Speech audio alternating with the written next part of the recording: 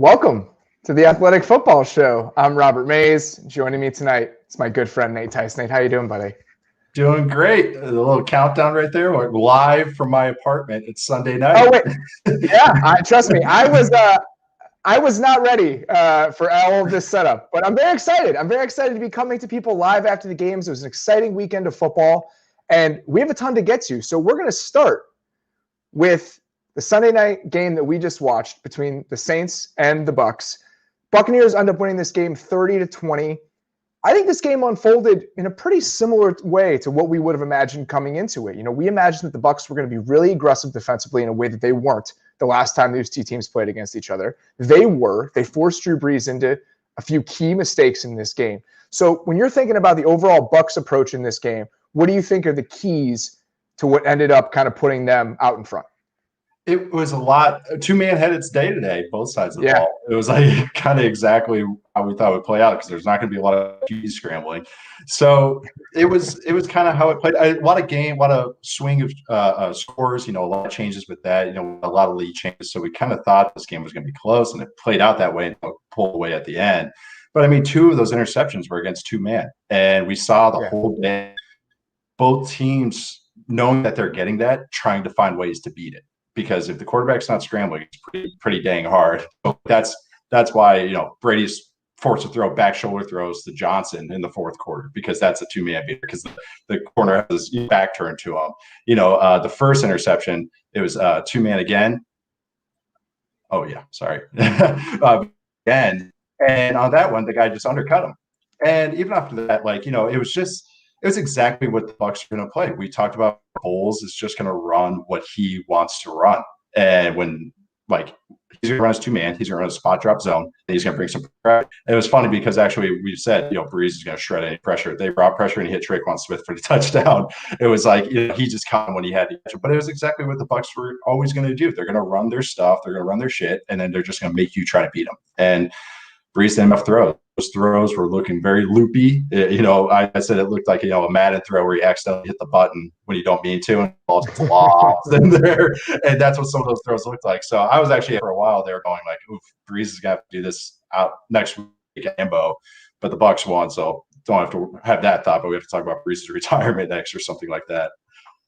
It felt like if the Bucs really brought it to the Saints offense, that they weren't going to have the amount of firepower necessary to overcome aggressive defense, aggressive man defense, pressure looks. And again, it's counterintuitive to what you'd expect from Brees over the course of his career. He's one of those guys that if you blitz him, he's going to burn you. And that's just not what happened tonight.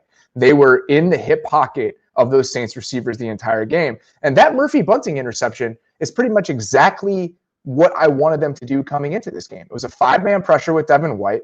They flush Brees out of the pocket. They have Murphy Bunting in the hip pocket of Michael Thomas. He makes the interception, nearly runs it back for a touchdown. Brees finished this game 19 of 34 for 134 yards and 3 interceptions.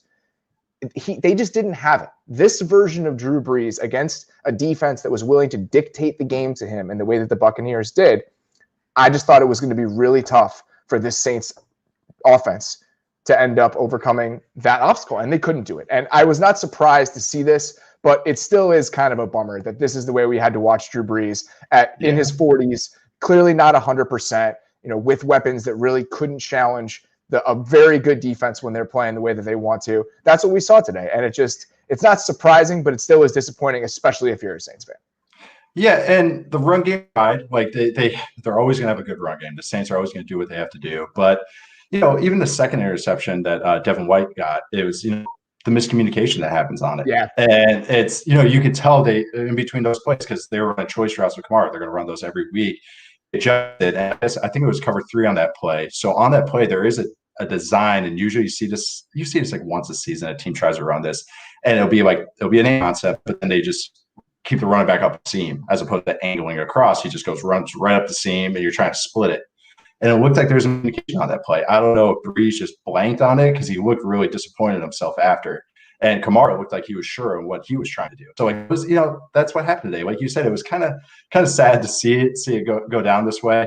Fun kind of seeing the gadget play still, even with Taysom Hill not in there, and Jameis Winston just split out there. It was like I kind of compared it to like whoever the role in that, it's let's the same thing, and no one blinked an eye because they were just like, okay, run the same thing. Well, James out there, even without the run through at Taysom Hill, and it's like switching to Katie Holmes and Maggie Gyllenhaal in the Batman movies.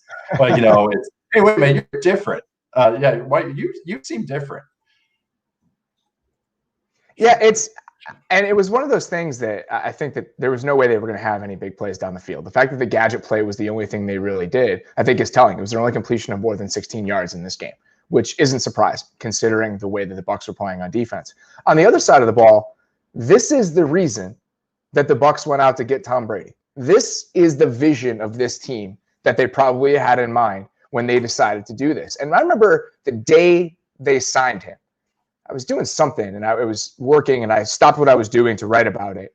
And when I wrote about it and when I talked about it afterward, even all through the preseason, my view of it was that this team was talented enough that they just needed a quarterback who wasn't going to actively detract from what they were trying to do offensively. They needed a quarterback that was going to keep things on the rails, that was going to avoid turnovers, that was going to avoid negative plays, because they were talented enough, I thought, offensively and defensively, that as long as they had somebody that could keep this thing moving in the right direction, as long as they had somebody that didn't drag everything down the way that Jameis Winston could in certain moments, that they were going to be a dangerous team. And that's exactly what we saw. Even beyond that, the guys that I really thought, oh, these are the final pieces, were the draft that they had. I loved them going to get Tristan Wirfs in the first round, getting him where they did. When you consider he was the fourth of those tackles taken, and he might be the best one of that group, it's a steal. And when they drafted Antoine Winfield, I thought this is exactly what their defense needed. They needed a playmaker in the secondary who could have one of these swing plays. And then he gets the forced fumble against Jared Cook. I love that play. I loved it because obviously that's just a playmaking gene that guys like Peanut Tillman and his dad had and things like that.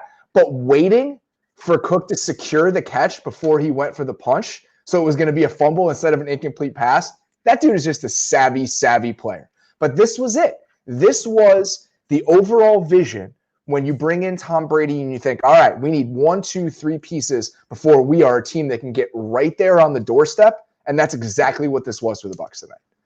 Of course, you love cover 2 corners. You're just like, juniors. Getting raised on cover 2 and Lovie Smith and then watching Antoine Winfield, his dad, play in Minnesota for as long as I did, that is a type of football that is very, very close to my heart. 10 games this season, you used to just get all the cover 2 that you could get. Because that was perfect for you. And just seeing like everything with Brady's doing and I think the last couple of weeks I would say the last half of the season, they really figured out what kind of concepts they were really preferring with him. Today, you didn't really see it because all the 2-man, but typical pass concepts they run, so much of stuff was progressing left to right to left. And even stuff like Bruce Arians, even as aggressive as his concepts usually are in his play calling, it's funny how risk adverse he can be in like 4th down situations. And now he figured out, old dogs can learn new tricks, because now he's figured out that, I got this cheat code known as the Tom Brady QB sneak. Okay, let's use it a couple times. And even early in the game when they had a 4th and short on their own side of the field, he ran it, and it was good to see. Playoffs, please, thank God you do this in the playoffs. But you see that stuff transition, and you see the whole offense coming together a little bit. It's just funny. We talk about Evans, we talk about Godwin, we talk about Antonio Brown, and then it's Johnson and Scotty Miller making the huge plays against 2-man at the end of the game. And I mean, who was surprised about that? I certainly wasn't surprised by that Scotty Miller would make the most important big play in the game for the Bucs. Huge moment for Barrington High School. I was very happy when that happened. Very happy for Scotty. I got a text from my high school football coach, who was his high school football coach. And we're celebrating over here for Scotty Miller and the Barrington football program. It wasn't just like a go route. They ran a double move with him. It was like they were chalking it up for him, because that's the 2-man beater. You have to run double moves because you're trying to get the guys to bite on it or come up on it, and that's what they did. And it's just funny. I saw Scotty Miller, and then Brady just dropped it in. Scotty had enough time to look up, look at the safety screaming at him, and he was like, "Okay, I'm getting down right here." Almost drew the foul too, which I'll credit that to your high school coach. As you should. I mean, if you look at the numbers in this game, it's not surprising. I mean, Brady went 18 of 33 for 199 yards. This Saints defense is really, really good. Yes. I was not impressed necessarily with just the approach that the Bucs took. It was a lot of runs on early downs, get behind the sticks, And then those our guys are better than your guys sorts of plays that we talked about being a little bit frustrating when you're looking at this Buccaneers team all week or all season. But they still managed to pull it out thanks to some swing plays on defense, everything else. I want to kind of revisit something we talked about last week in reference to Brady, because I think we need to really step back and understand how ridiculous it is that Tom Brady is back in the conference championship game. And I know I just got done saying that he took over a really talented team and all of this, but he played extremely well this season. And the idea that this 43-year-old guy is waltzing back into another conference championship game like he does every single year in his first year with a new team, it doesn't matter how talented they are. It's still something that I think we have to step back and be in absolute awe of. I mean, it just seems so normal at this point, one, for the Saints to lose a home playoff game when they shouldn't, and two, for Tom Brady to be in the conference championship game. It felt so incredibly comfortable the way that game ended, and I don't think either of those things are things we should just take for granted or take at face value. Yeah, even like how quickly he's hitting everything, it's like it's fascinating to watch because it's like he is doing everything, the epitome of it. Like every read is perfect, and it's like, yeah, he has talented guys around him, but it's like that ball gets out so quick on these deep concepts, and it's going to the right spot every single time. It is freaking to watch. This, really my only comparison is like, but the team was bad when this happened was Jordan with the Wizards, but it was like when he put up 20 a game. But that's the same kind of thing. Like he is playing top of the line football right now. Those balls are coming out perfect, going right to the right spot. I mean, I'll say it again, this throw to Scotty Miller, but even the one of short for the touchdown. He missed Gronk a little bit in the corner of the back, but the ball is going again to the right spot and he's missing in the right direction. You brought up the point that he's not putting the ball in harm's way as much as Jameis was or anybody in the Arians offense. Like he only has a dozen or so interceptions on the year, and to be this aggressive and that's all the damage you've done. I mean, it's so hard to stop. And if the run game is going to do enough, like they did last bit today, it's like that's a talented team, and it's really, really, really tough to stop in the playoffs. It's a little thing, but the touchdown he threw to Fournette, I think, is so telling. He goes low on pretty much all of those balls near the goal line over the middle of the field. Even in the middle of the field in general, he errs on the side of putting it down because he knows that if he misses high, that's how you throw interceptions. It's just little stuff like that where he's just so good at taking care of the ball. So obviously this is just one more step and one more brick in just this unbelievable edifice that Tom Brady has built in his entire career and the greatness that he has just displayed over and over and over again. On the flip side, this was probably, I think if you listen to most people, Jay Glazer semi-reported it before the game, that this would be the last game that Drew Brees ever plays. And that's a sad, sad way for Drew Brees to go out. But I also think it's an important thing to step back and really consider what Drew Brees has been. And I know that they only won one Super Bowl in New Orleans, and I think that everyone is probably a little bit disappointed. We'll get to how all in they were in a second. But I also think it's really incredible to just consider the breadth of what they accomplished down there. The fact that it was a top 10 offense, essentially, I think every single year but one by DVOA during Drew Brees and Sean Payton's stay down there, and how consistently relevant he made them even when they had historically terrible defenses. It's hard to overstate how impressive the job they did there was. And when you talk to people around the league every year, everyone does their off-season projects, right? Where you go and you study these specific things. Everyone just treats studying the Saints with Peyton and Brees as a given. The tone they use with it is like, oh, and of course I went back and I watched everything the Saints did, because that's what they are.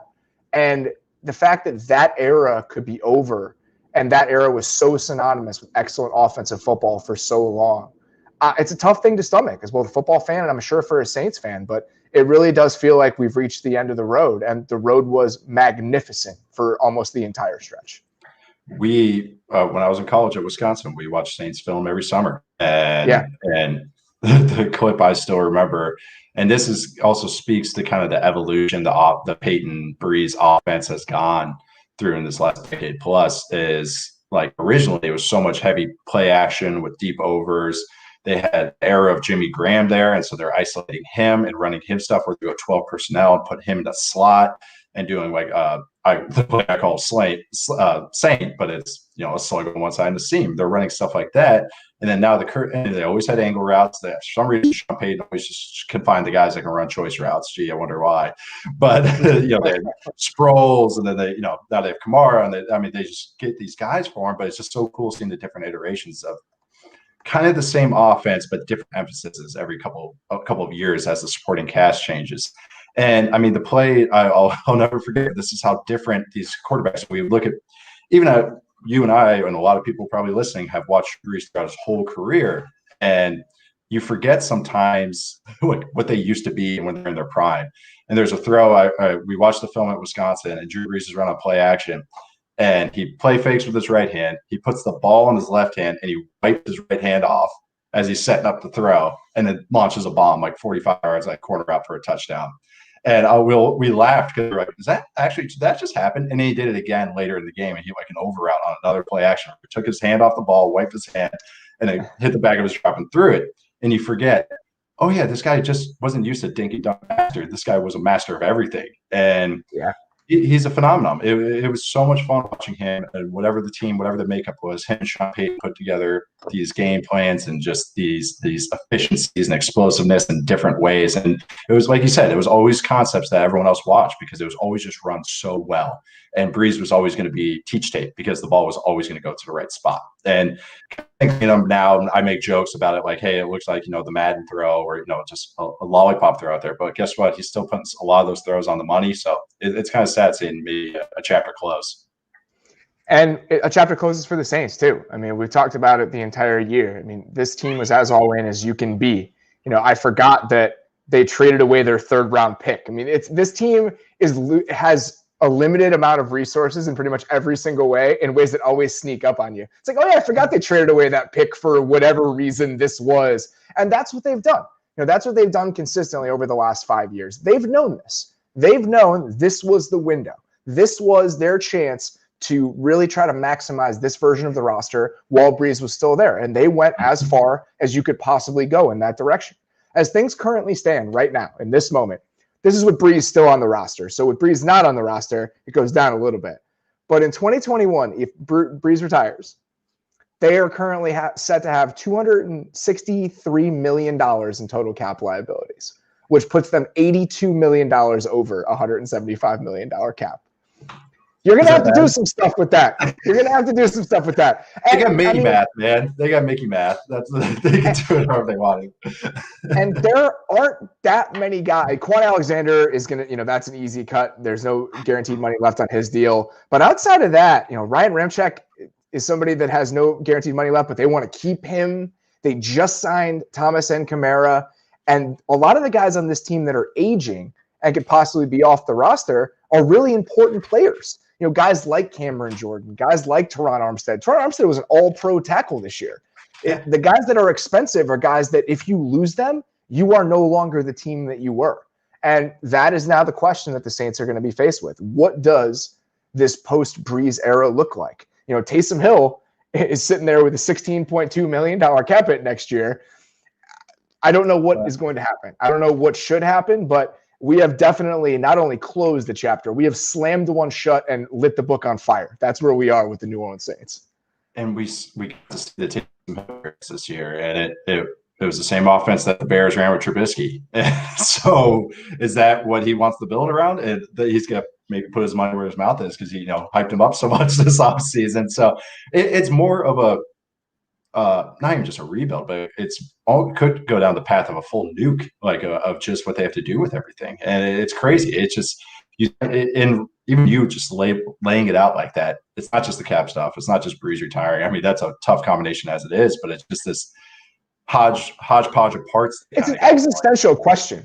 It's what do we want to be? It's what does the next version of the Saints look like? And they're in a tough position.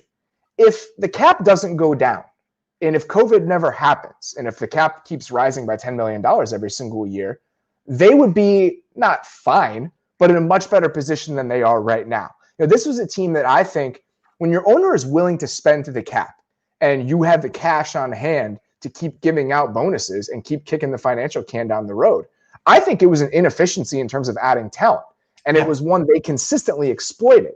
Unfortunately for them, Now they're in a spot where that inefficiency has vanished based on things that are completely out of their control. So it's a tough situation, but this is the one that they face. I mean, they have a hard road and a lot of really difficult questions to answer. But I know for me, as a football fan and as someone who has watched the NFL grow and change and evolve over the last decade and a half even, those Saints teams were at the forefront of that often.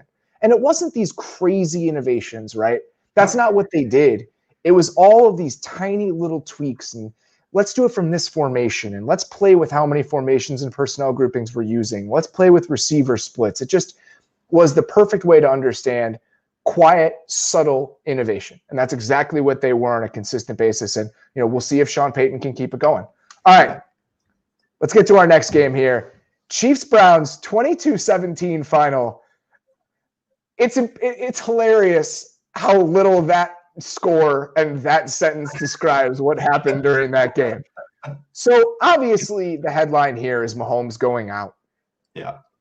After that happens, that's going to be what people take away from this game. But he went out in the middle of the third quarter, and this was still, I think, a 9-point game when he left. I want to say it was 19-10 when he got out of there, and the Browns did a decent job, I think, of keeping this close for the most part. Obviously, there's that play at the end of the half with the fumble out of the back of the end zone. That's going to be a huge deal. But this was a fairly close game for most of it, and then Mahomes gets hurt.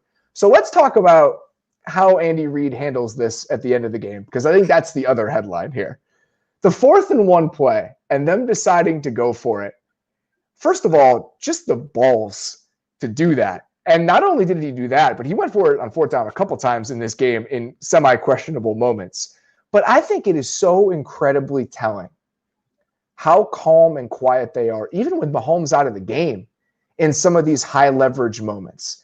And the fact that they're willing to say, we're going to end the game right here because we think we can. And I just think that seems to permeate the entire roster in a way. And I think it really is a sign of a team that has seen all of this stuff before. They marched last year. They finished the march last year. They did what they made it to the mountaintop. That'll give you confidence to run whatever the hell you want. But that's what's awesome about Andy Reid. For better or for worse, he's going to run his stuff. Like they put Henny in. It was 4th and inches near midfield. They went for it on 4th down. That was what I'm talking about. The fact that that was right when Mahomes got hurt. Right away. So Mahomes gets hurt, and it's 4th and inches, and it was right after the Browns had just marched down and scored a touchdown. Yeah. And they went for it on 4th and inches at midfield rather than giving the Browns back the ball. And they did that a couple times in this game. There's the 4th and inches one, and then there's the 4th and 1 at the end. So that's how like just Andy's going to do his stuff. Like he has just confidence in what they're running. And like after they even the field goal, they kicked the field goal, their next series, the Chiefs ran like a split zone RPO with a go to Hill, the one that the Browns challenged, Stefanski challenged. It's like he's still running it. It was split zone RPO, and it wasn't just the slant ones or they'll run like a little stick one with it, nice and safe, 5-6 yards. No, it was a go route to Hill. So it's like he's still coming at it. He's still passing the ball in a 4-man situation. They took a sack, but still, it's like like hell yeah, like let's do it. It was kind of funny, or like just off, like hearing Henny try to emulate like Mahomes' cadence. Like just go why go, and a false start happened on one because you could tell the guard was just not used to it. It's so just funny. He was trying. He was. I appreciated that. Like as a lifetime backup quarterback, I appreciate that. But like just all these things that Reid does, man. Like he's not expecting. Of course, Mahomes had the ankle, but he's not expecting Mahomes to get a running bulldog on him, like a Chris Jericho running bulldog on him. So like the strange play. It's strange play. It's not because he didn't get hit head straight on. It wasn't the initial impact. And his head didn't hit the ground. So I think it was just the torque of his neck as he fell. It was a very strange play. I'm so glad he did not come back in that game, or they didn't try to sell that to us. It's for better or for worse. I am so glad that we've reached a point where the discourse in a moment like that is, he should be done. And it's accepted and it's normal, and that's what football has reached. Because I just think that, remember when Jamal Charles left that game because of a concussion several years ago in that playoff game against the Colts, and everyone was like, it's a playoff game. How could he leave the game for a concussion? And I think we've come so far after that now it's just normal when Mahomes leaves the game after that. And I think that's a step in the right direction, obviously. It is, and you can already see like all those rules in high school and college, because it's even stricter in college with the head hunting and forcible head contact. Like even a Scotty Miller throw, we get 3 mentions of Scotty Miller on this podcast. Oh, there'll be 5 more by the time we're done. Yeah, on that one is they threw the flag and then they picked it up, so they're rounding up. They're saying, hey, even if it's ticky tack or close, we're going to call it. But that stuff leads to player safety, and you can start to see the trickle effect of guys being more self-conscious about using their heads, and it's great to see it. But it's so like even the 4th down play to win the game, like it was just a sprint out, but like this is what like Andy Reid does. Like they're empty and they bring the back split out all the way weak, and they bring them back into the backfield, and then rather than lining them up on the weak side, they bring them strong towards the 3 receiver side and run the sprint out. So like a normal play like that, like a sprint out, why that back strong being to the 3 receiver side is something to hide, is because that's a giveaway for a sprint out or certain type of runs. And so having that little splashing the water, they're not doing a little short motion to the play side. They had it coming from the backside, going all the way across. So, okay, a little bit disguised there, especially in a high tense situation, but they just did everything so lackadaisical. They're just like, oh yeah, we're just running a fake play here. Don't worry about it. Like soft cadence, like Henny's little fake stupid cadence. He was just emulating, and then all that lackadaisical, all that like windows, water splashing onto the backside, bringing it here. The Browns just kind of softened, and Tyreek Hill doesn't need much, and he got an extra inch there, and it was just all over. But I just love that. Fortune favors the bold, and they just played on football tropes there. And I love when guys play on football tropes, either like doing like a quick cadence when somebody's looking at the sideline, or just playing on substitutions. Like we'll talk about the Packers doing this later, but just love when teams do that. And Andy Reid does it all the time. I loved that play was so funny because I can't remember if it was Romo or Nance. One of them was like, just look at the body language. They're not snapping the ball here. It was wrong. The fact that they were playing with it like that was just incredible. And obviously the motion really helps there. And they knew that they were in man in part because of the motion that they used. So it's just little tiny things helping them out again in those high leverage moments. Similar, a couple different plays. One of my favorites was the little speed sweep they ran to Hardman. They did the same thing where they were playing with the yo-yo motion to get the linebackers moving. They got the ball on the edge. They do such a great job of figuring out how to get the ball horizontal by using those motions and using formation. It's just a consistent thing from the Chiefs. So speaking of player safety and speaking of rules, let's talk about that play at the end of the half for the Browns, the one that Sorensen where he hit Higgins and fumbled. So first of all, the touchback rule is ridiculous. I mean, I'm the 10 millionth person to say this, but it just makes no sense. There's so many ways you can handle this that would make it less punitive, and I think those should happen. Even if the ball comes out to the 10 and you lose it down or whatever, it just feels like there's a better way to do this. But I think the other side of that, and considering that they called it in the Saints game for leading with the crown of the helmet, I don't understand why that isn't reviewable. I don't think it should be challengeable, because I think then you get into some flippant challenges and you're worried about flow of the game, everything else, and those are bang, bang plays. So I don't know if you should be able to challenge that as a personal foul, but if you're reviewing the play anyway and it's clear, isn't the goal of replay to get the call right, even if it's not the specific thing that you're looking at in that moment? I just don't understand that. I don't think it should be challengeable, but I think it should be reviewable. If that makes sense. Maybe that's a can of worms that they're not really willing to open. I understand that can be a slippery slope, but they do it in college. I just feel like it should probably be reviewable. If you can do it, if not challengeable. If you can do it between Akron and Bowling Green, you can do it in an NFL playoff game. It's like they can handle it. If you can handle it in a MAC game. I know we're talking about the player safety though, but I want to talk about the Hardman back and forth motion again, because like they had a passing play off it. They ran their fun little all-go running back seam. They ran to the boundary on it. They just hit a swing route to Hardman, got like a 14-yard gain on it. But on it, what was so cool with the design was their formation was in the boundary. They ran the jet sweep motion with Hardman, and that makes sense. They're making the formation balanced as opposed to into the boundary with overloaded. But they paused. The Browns defense flopped because they're in a spot drop zone, and they had to put the nickel to the passing string. So this was in 12 personnel, and then the passing strength is considered the 2 receiver side. So the Browns defense completely flops over. And then as they're doing that, they run Hardman back on a jet motion coming the other way. And you can see the nickel on this play, like just get on YouTube or something. You can see the nickel on this play on the other side. He's in the field. You can see him going, oh no. Like, and he doesn't know what to do. He just drops in the hook and he has he's left by himself. So the Chiefs had 4 guys with 3 more running vertical, I think on 3 defenders. and Mahomes just real quick through the swing. It was the easy first down. But it's just so funny. It's so funny when you can see a defense. It doesn't happen often so much. Sometimes you see the running back going like, I don't know who to pick up. But like a defender just going like, oh, we're in some shit right now. And that was the realization the Browns nickel had right there. But but going back, the Andrew Reid stuff, and it's so cool when he throws these wrinkles in there. I know we're talking about player safety, but I just want to keep gushing about this stuff. And I also think that, on the other side of the ball, I thought that the Browns offense played fairly well today. I actually thought Baker had some really nice throws in this game. Obviously, if that Higgins touchdown stands, his line looks a lot different.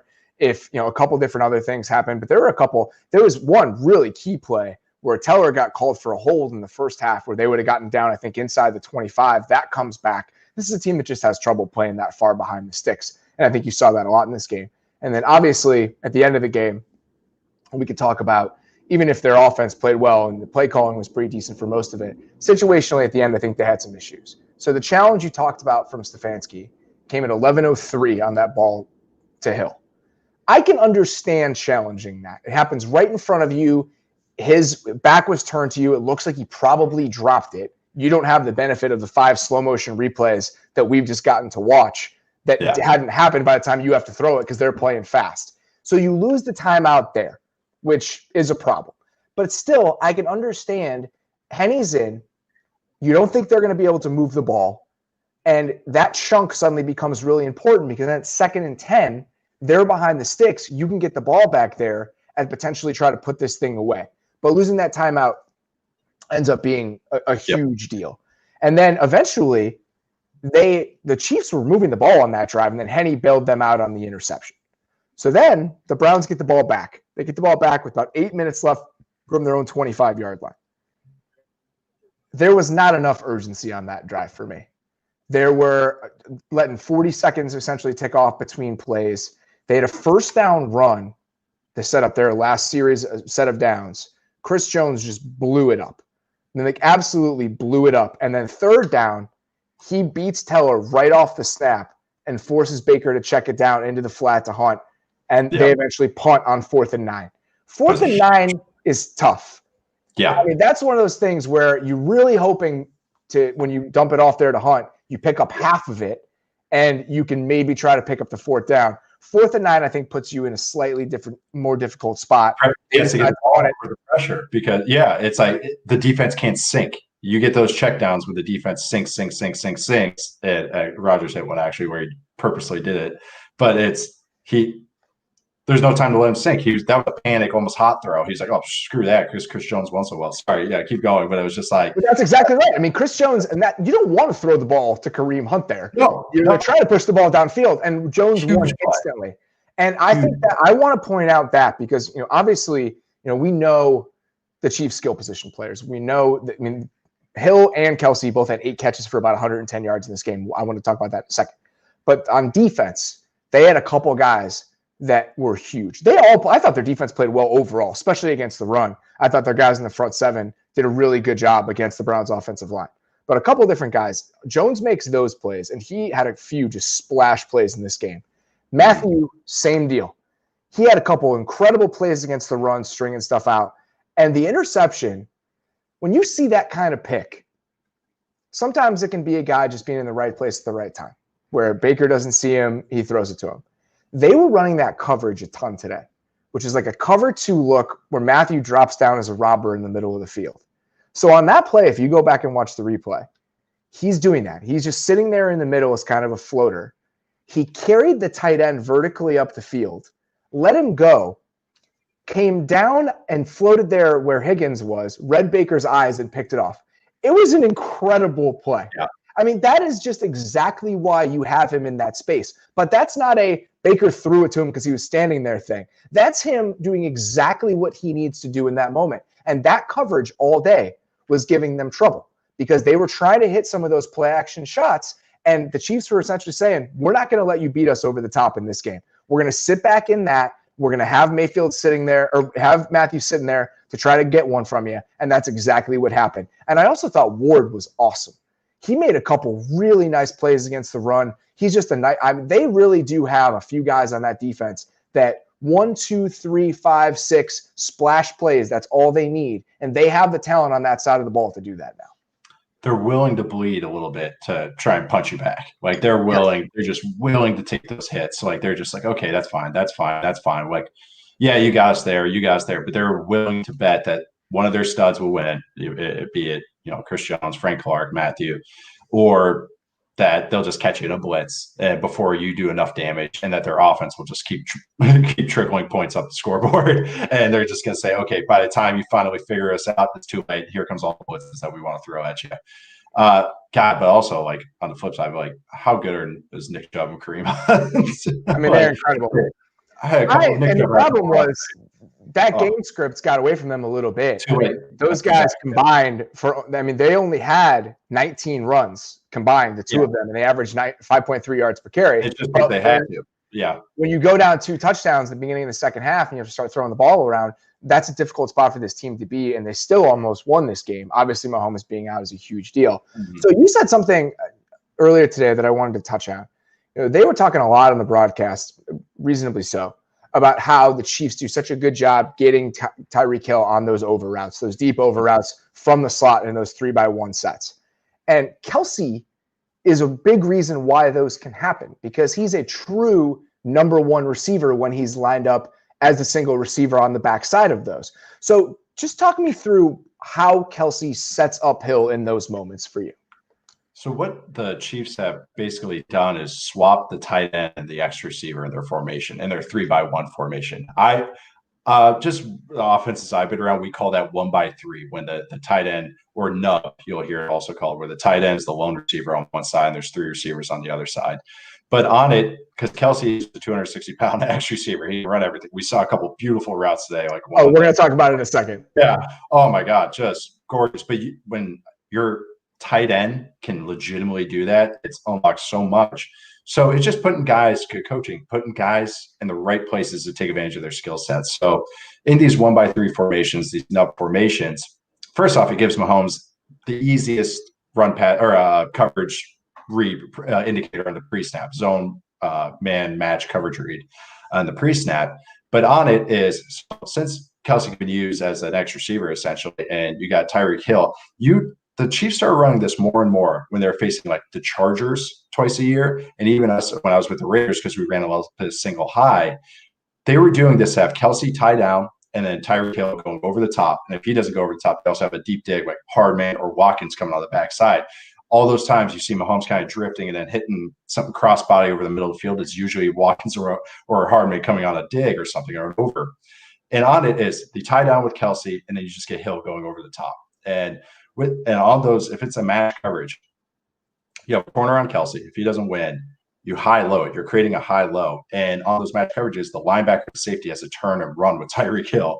And that's not very fun. If you watch the national championship game, you saw what happened when Devontae Smith got put on a linebacker, Tuck Borland. And on that, it's the exact same premise. That's what the Chiefs do over and over. And since that's such a base concept for them, because they run it several times a game, they'll just run variations of it. You saw Romo bring up the point that that Hill stopped on one. They allow him to read on some of these. If the defender, the safety just catches him, that's the term. Because you need to try to be beating him to the spot. And when you're overcompensating for that, he can just sit down. And that's the thing. They have so many little tiny wrinkles to hurt you on this. So Wasp, we saw it in playoffs last year. Wasp is the tweak off of this concept because exactly. Looks like he's running it over. Everyone's screaming to cover that over route, and then he just turns it back the other way. That's what Wasp was. It was a play off these types of concepts. The touchdown that Kelce scored, okay, I was looking for the dots replay on my computer. This is part of the challenge of doing this live, and I couldn't find it. But the way I'm seeing it right now is I think he was the single receiver backside in a 3-by-1 set. And I want to say it was some sort of zone coverage, but Ward is locked onto him because he's the single receiver there in that situation. So you have a top 5 pick who is a very good cover corner, a really good player, on a 265-pound tight end in de facto man coverage. And Kelce just leaves him in space. I mean, that is not a sitting in a zone, he happens to be the closest receiver sort of thing. That is a 260-pound guy breaking ankles against a corner that was good enough to be a top 5 pick and has played like it since he came into the league, just toasting him. And that was one of the more ridiculous things I can remember a tight end doing. That guy is on an entirely different level as a receiver. I bet you the Browns coaches were like, okay, we're okay over there. Yes. Probably going to go to the field, probably work it over there. Not expecting a double move. And then not only a double move, him just actually just breaking him off. It wasn't like he shoved him or anything. It was like a classic just broke him off with a crossover. It's not fair. It's not fair. And not only that, he catches it and then he finishes and scores a touchdown. Amazing. That's a whole nother level. I mean, obviously, this is one of those things where I've said this a million times, but that moment is a perfect example and a perfect reminder of it. It's just the perfect convergence of talent and scheme and just understanding how to use these queens on the chessboard that they have and the ways they use Hill and Kelce and Mahomes, and not only the ways they use them, but the ways those uses complement one another. It's beautiful when it's all working in concert. And in those moments, that's where you see it. So the Chiefs get by without Mahomes in the third quarter and the fourth quarter of that game. We'll see what happens this week. I mean, I think that they're going to need him against the Bills. I mean, this Bills offense can absolutely go punch for punch with this team, and they're going to need Mahomes in this game. So, I mean, there are no guarantees when you think about the concussion protocol and everything else, but that's a conversation for later in the week. We can do a quick post-mortem on the Browns here. This season is house money. I mean, I think you have the coach of the year. Obviously, there were a couple moments today where he could have made some different decisions, but I think that what he's done for that team all season has been remarkable. I think that what they've done with Baker Mayfield and the steps that he's taken, offensively, they're set. This is a team that just drafted their left tackle in the first round this year. Conklin, they just signed to a contract. Teller's going to be cheap for a little while longer. They still have J.C. Treader. We'll see what happens. I mean, Batonio is going to be there. Their offense, those pieces are all in place. We'll see what happens with Higgins. I believe he's a free agent. That's really the only piece they might lose, but they're getting Beckham back, getting Landry back. That's set. Defensively, there's some work to be done. Yeah. So Sheldon Richardson has a big deal. I assume he won't be there next year just because of price. We'll see what We'll see what they do to revamp the defensive line. The one spot that they desperately need to get better is linebacker. And I think that was pretty obvious today. The Chiefs took advantage of B.J. Goodson in space a couple times. Same with Taki. There was that one, I think, really high leverage 3rd and 5 where Kelce just left him in space. And they just don't have guys in the middle of their defense that you really want to play with right now. And then we'll see what happens in the secondary. Obviously, Greedy Williams was hurt all season. Grant Delpit missed the entire year. So this is a defense that was banged up. They were healthier today than they've been for most of the season, and they still weren't close to 100% when you thought about the guys they wanted to bring into the year. So I think the Browns fans have a lot to be excited about. I really do. Yeah, this is such a positive year. Not only 10 wins, not only that, like, I know they won more than that, but more than 10 wins, making the playoffs, winning a playoff game against your rival, like you said, house is money. And yeah, the linebacker stuff is really needed. Like, props to Chad Henne for pulling out the win and everything, and the whole Chiefs team. But even it's the long conversion to the running back though, but it was out into the flat, and Henne found him on the backside. Linebacker, it was man coverage. They dropped 8, and he just lost the running back. That was his assignment. And it's on a play like that, that's so huge, and that's where the good players need to step up. And when you have a poor player, it just looks even worse. Teams have been going to that so consistently, where they're running off coverage on that side, floating the running back out into space there, into the flat, and just hitting him and trying to say, all right, we have 10 yards to go. We're giving you 4 yards short of the sticks. You make this happen. The Bucs did it today too. We've seen that all season. The Colts have done a great job of doing that this year, where they'll clear out that side and just have the running back spill out into the flat. they'll hit it to him. It's like, all right, make a play in space. And that was that play, and that's happened all the time this year. So that's the best matchup you have in space is you're running back on some stiff linebacker. Like that is one of the best matchups on the field. Like I know for years the one of the best plays the Vikings had for my dad under my dad's teams where they run 4 verts with Kelly Cam and Randy Moss, and they would just run a check down to Weldy Moore and Ontario Smith or Mo Williams or something, and then he would just take a run for 20-yard gain. Weldy Moore. I love him. One of my favorite football players ever. I'm sure we've been mentioning Weldy Moore on this show. I knew we'd get 5 Scotty Miller mentions in, but I didn't know we'd get to Weldy Moore. All right, let's get to yesterday's games. 17-13 Bills. Another disappointing exit for the Ravens. You and I were talking about this before we started recording. It feels like this game was completely out of reach the entire time for Baltimore, but until that pick 6 happens, they're in this game, mostly because their defense was playing fantastic. You know, they were really able to kind of go toe-to-toe with that Bills passing game because they could play with them in man coverage, and we thought that might be the case coming into this game. You know, the Bills hadn't played against a team with this collection of corners. Obviously, they played against Miami earlier in the season and torched them, but Byron Jones went out early in that game. So they haven't played a team with 3 legitimate cornerbacks like this team has. And the Ravens were able to kind of keep pace with them on that side of the ball. But eventually, that pick 6 ends up being a backbreaker, changes the entire complexion of the game. Lamar has to come out. So, but if you're looking at offensive, I guess let's start here.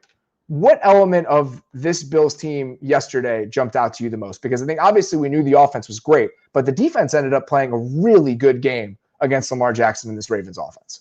I would say that's more impressive. The Bills have done enough on offense. I'm not worried about them. And Dable does enough where he changes up the game plan and what they run. It was pretty crazy that they started with 19 passes and start the game with 30-mile-an-hour wind. I want to talk about that. Well, it's because it's not as if they were throwing the ball 30 yards downfield all the time. They had a third down clear out play out of an empty set to Devin Singletary. They tried to run a couple screens. I mean, they're just using their passing game as an extension of their running game. I don't realize why it's such a big deal that they decided to throw the ball that much. When your passing game is a ball control passing game in the right moments, it's okay to throw the ball that much. Yeah, it's the original pass to replace the run. And especially the Bills, they couldn't go over the top even with Allen's arm because the wind was so crazy.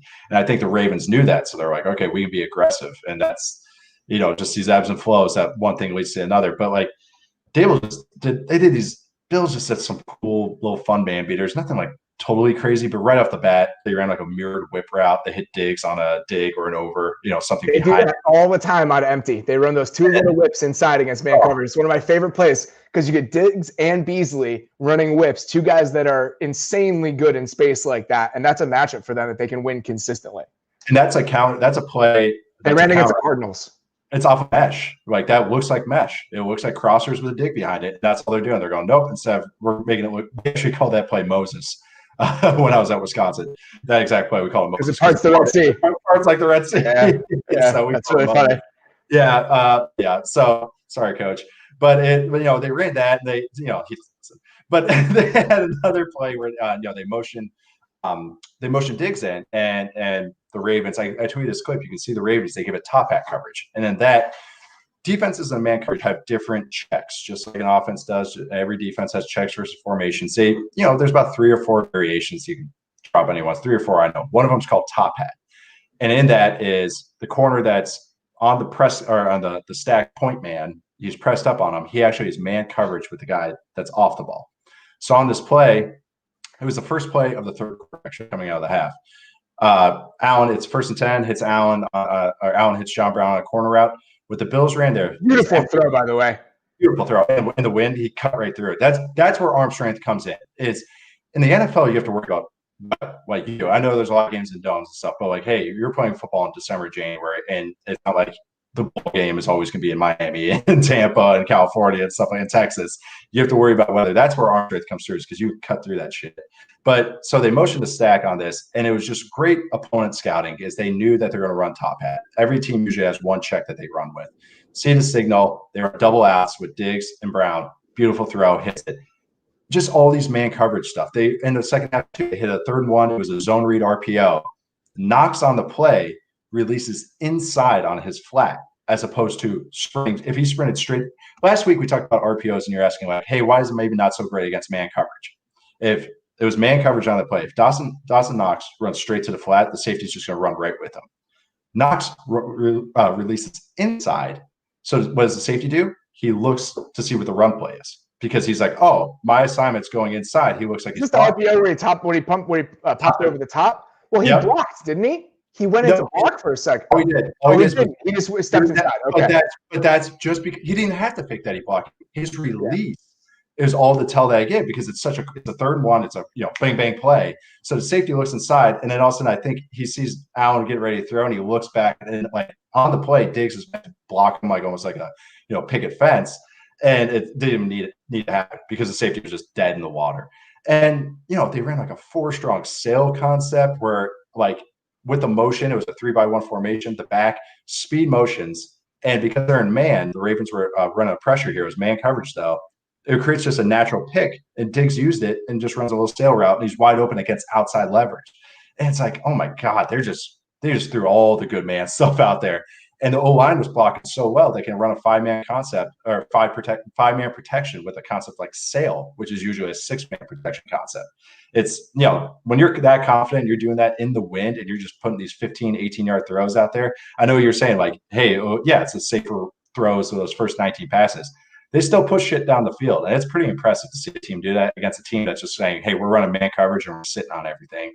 And the Bills still found ways to create, explosive plays in the passing in a shitty situation with weather. I mean, that's really cool stuff. I mean, they only scored 10 points offensively. I mean, I would think that all that stuff is completely true, and they did a great job of just setting up that man-beating stuff. I also thought that Diggs had a couple of ridiculous plays in this game. His ability to push vertically and come back and just leave guys is insane. It doesn't matter who it is. It could be Marlon Humphrey, and it was a couple times in this game. I said this earlier today. He leads the league in plays where he catches the ball in the TV copy, and you're like, where's the guy guarding him? Where is he possibly? Because you can't see him because he's pushed so far up the field, and Diggs has left him with like 5 yards of separation. That guy is a superstar. Like that trade was a transformative move. It's unbelievable what he has given them and just how good he is in this role. But the defense is absolutely what stuck out the most. Leslie Frazier and what they did and the way that those guys played on that side of the ball was incredible. So I wasn't sure coming into this game, and even I think Larry Hughes. Speaking of the Washington Wizards, second time I mentioned them on the podcast today. So Jerry Hughes said earlier this week that they were going to do something different against Lamar this time around. They really didn't. I mean, especially the way they lined up their base defense. They lined up with a 4-man front with 3 linebackers for most of this game, and it worked. The linebackers are playing really far off the ball, I assume, in order to kind of sift through the trash a little bit. I think that might have been a little bit of an adjustment. But they lined up in a 4-3 defense for most of this game. They did bring more pressure. But outside of the pressure looks, I think the biggest thing they did in this game was play really physical up front and get some really nice plays from their defensive backs in both run support and in space outside the numbers on some of those RPOs. I thought that Trey White had a few really nice plays in this game. Taron Johnson had a few really nice plays. They did that stuff consistently where their guys were making plays in space and playing physical and tackling, just really nuts and bolts type stuff that you needed to do against a team that was going to have to run the ball and string plays together, and the Ravens just weren't able to do that. And so I wanted to, when I was rewatching this, it was something that last week we were watching the Titans. They run almost like a 3-3 stack against the Ravens because they want so many guys off the ball, and they're running an odd front with a head up nose, or maybe a little shaded, but basically a 3-man front. And something kind of obvious I didn't even think about was the Bills are a 4-down front, and they like to almost be old school 4-3 stack, where they're all, like you said, all 3 guys are off the ball. That is a natural base defense. They run a 4-2-5 nickel more than any team in the NFL. They'd essentially flipped out the nickel corner this week for a 3rd linebacker. That's what they did. And it was old school 4-3. It's like what you picture 4-3. That's what they're running. And it's a great point. They always have a mic about 2 yards deeper. That is something to do, because sometimes I think it's because of the too high stuff they want to run. They want to give them an advantage to make the run pass read, give them an extra yard to kind of work with.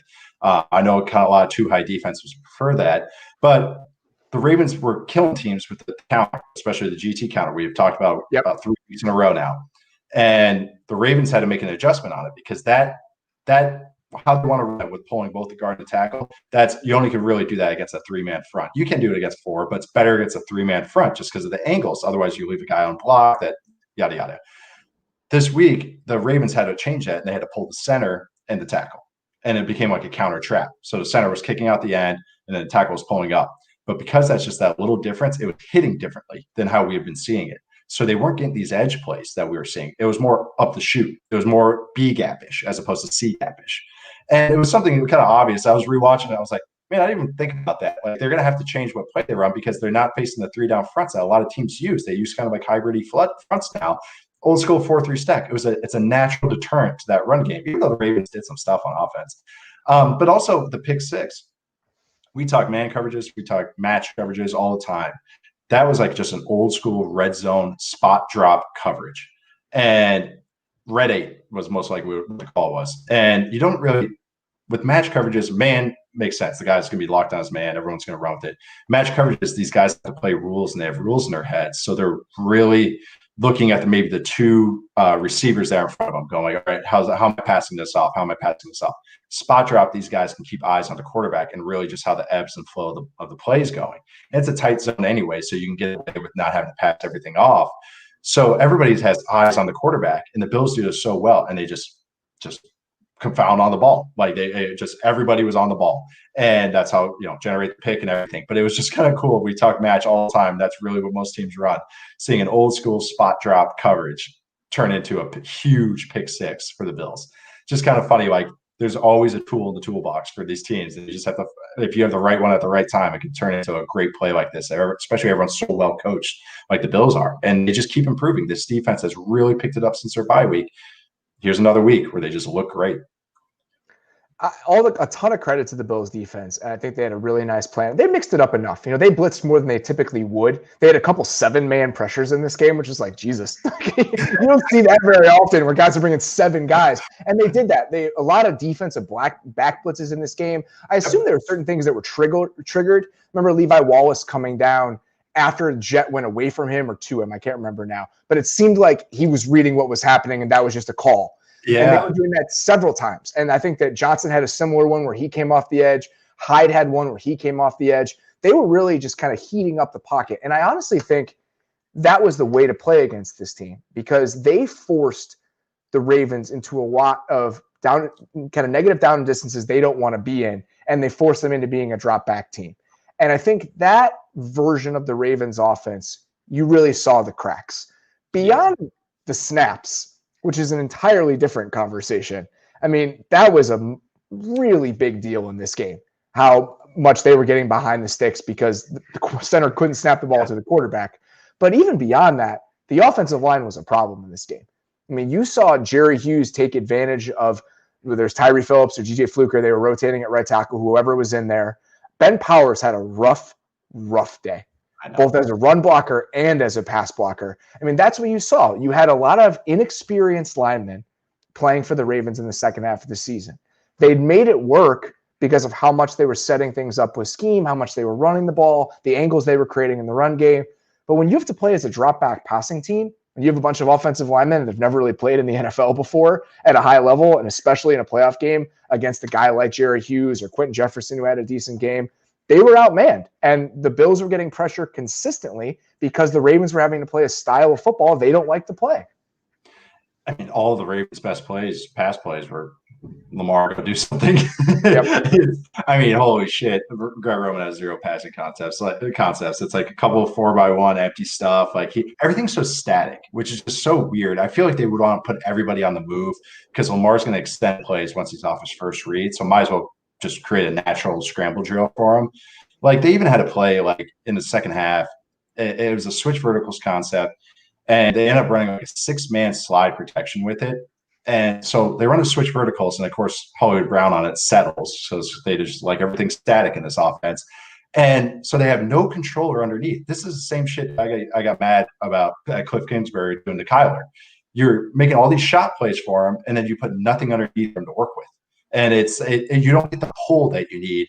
because then the defender that's underneath can just run with the deep route. They don't have anything that's threatening underneath, and that's not good. It's 2021 now.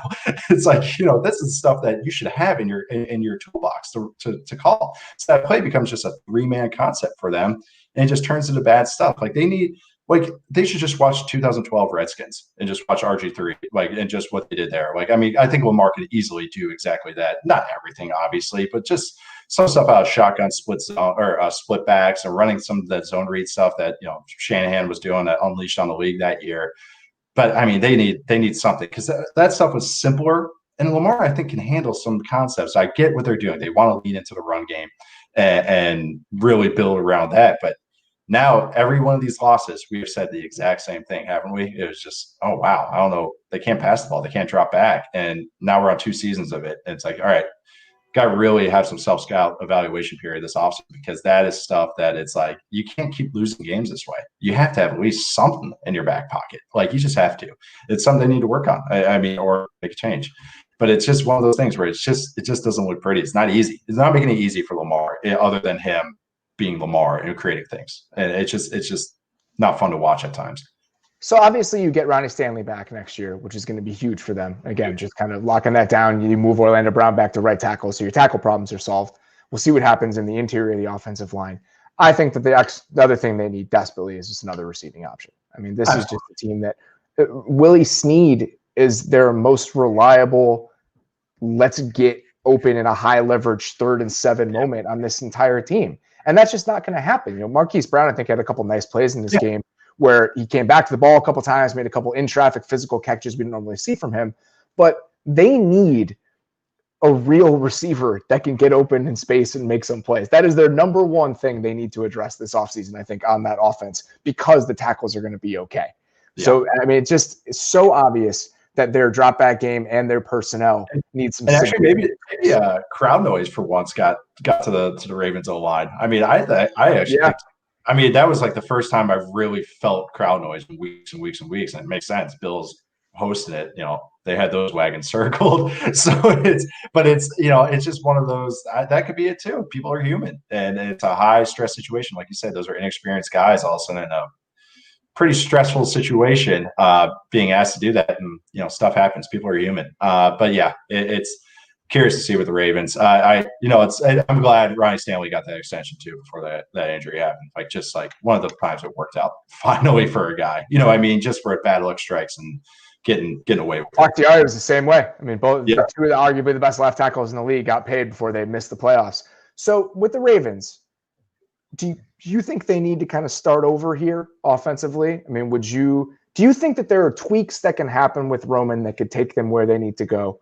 Or do you think that the kind of middle period where they figured out what they were offensively with Roman, what he did for the run game and everything else, that version of it has stalled out, and it's time to figure out where we could find some other answers?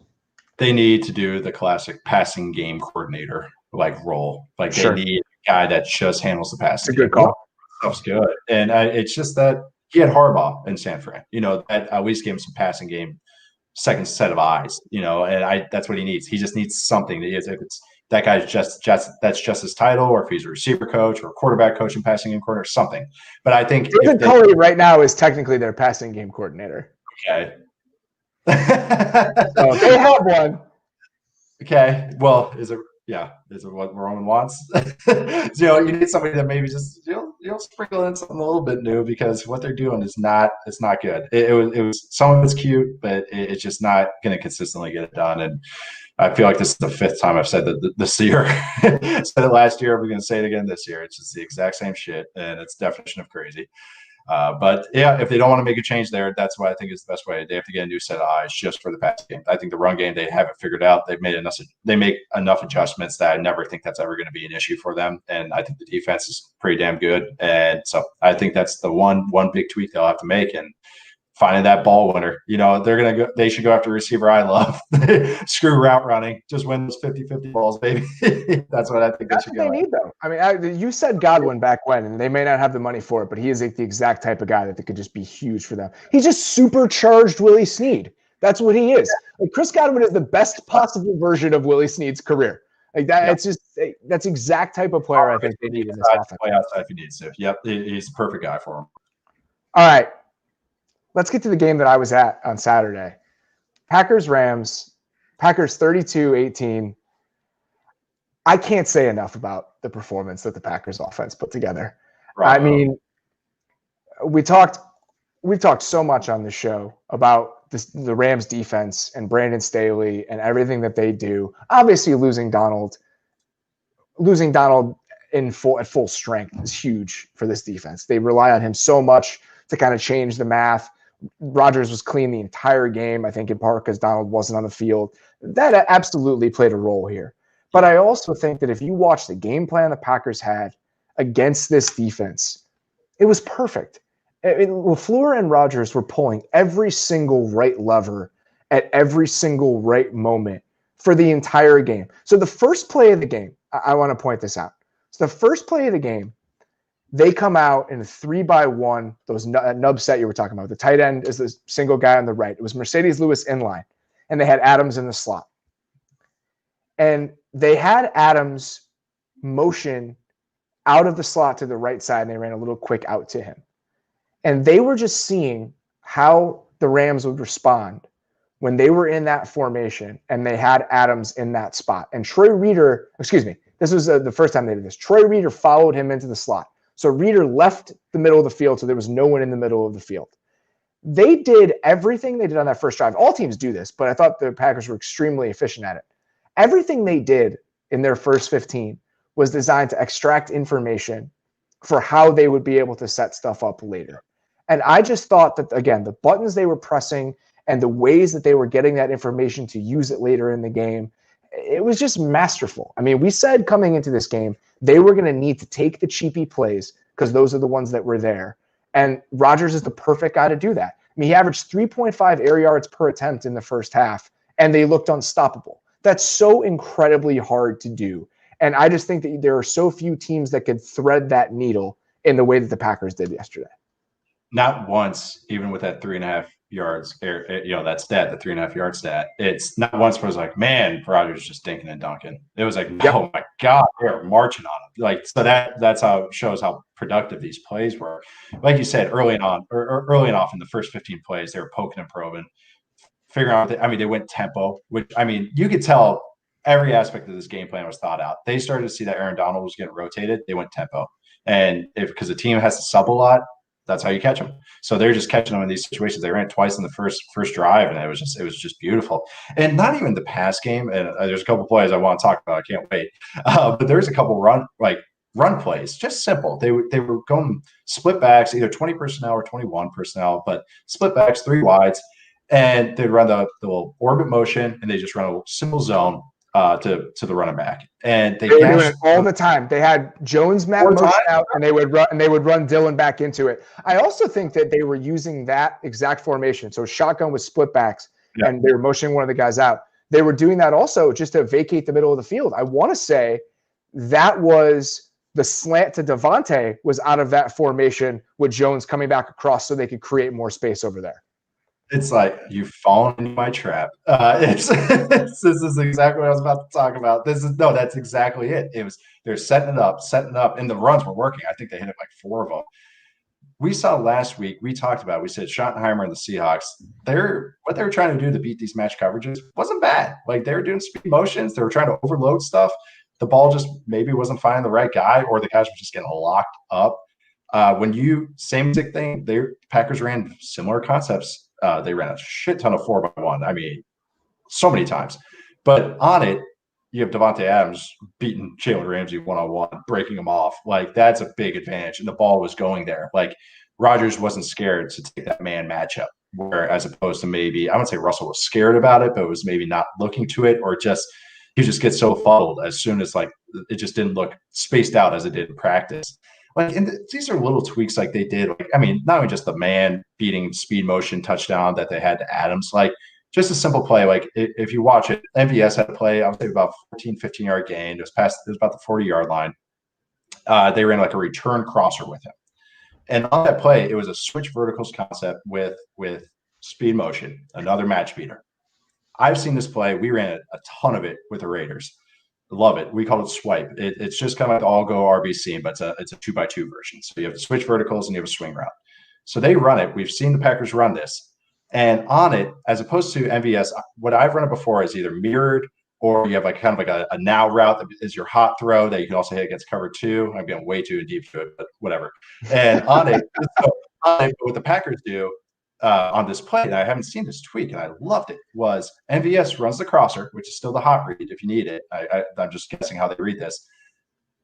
Rodgers read the switch vertical side, didn't have anything. He came back, and because they returned the crosser route back to the field, it timed up so well on this. So Rodgers was able to – they made this play, what I've only seen as a half-field read, really. They made it into a full concept read or a full progression read, and they hit MVS. It goes like a 15-yard gain. I haven't seen that tweak, and I know it's not doesn't sound crazy or anything like that. That's really cool. And they had the faith in their O-line to keep winning. And when Aaron Donald is not in there, he's only playing 54% of his snaps. Like they were able to get to this stuff, and that's the dynamics that they were able to bring.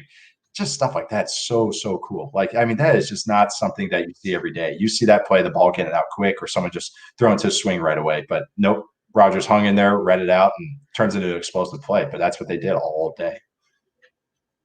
The way the Rams defense was put together is to limit explosive plays.